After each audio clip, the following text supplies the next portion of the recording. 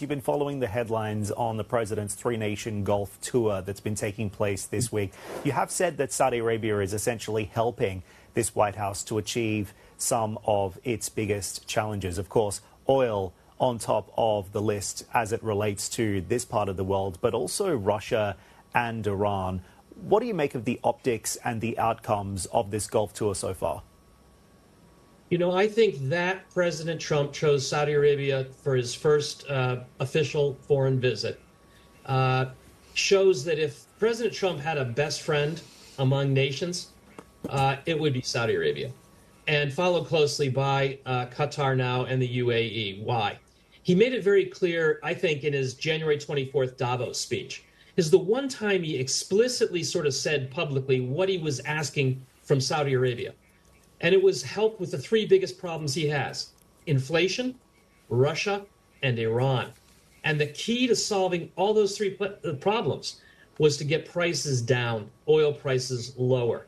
And he called on Saudi Arabia to do that. You know, it's the exception that proves the rule. He has not been publicly badgering Saudi Arabia to lower oil prices since. Like he did in his first term, it was all the time. So, and look, prices are lower. They're down over 20% from the highs. When President Trump took office, they were over $80 a barrel. Now they're in the 60s. That's crude. Gasoline prices, unfortunately, are not that much lower. So Saudi Arabia has delivered, if you will. The president's happy. And Iran, Russia are coming to a head. So very important time. And it explains the order of visits he made, why he went to Saudi Arabia first, and what's at stake here.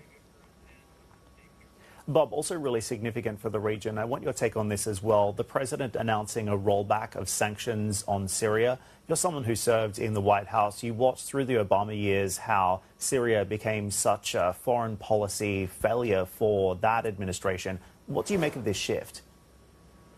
Well, you know, it's an opportunity you have to seize. I mean, dislodging Iran from Syria is one of the best things that's happened in global geopolitics, regional geopolitics in that region in a long time, right up there with destroying Hezbollah in Lebanon. And, you know, it's a vacuum. There's many countries, Turkey, Israel, playing there, the Gulf countries. I think Saudi Arabia has taken a strong hand and wants to play a role there. And I think the president is really supporting Saudi Arabia. You look at the Mohammed bin Salman, His Royal Highness, became emotional. You could see it on the screen there when the president announced he was lifting sanctions, really appreciated it. So the president's taking a trip. He'll talk to anybody. He talked to Kim Jong-un. He'll talk to Putin. He'll talk to this al-Qaeda guy. He wants to turn a leaf in Syria. It's understandable why he'd want to do that. So, you know, I think, again, you just want to not see Syria fall back into the hands of Iran or any other kind of bad guy.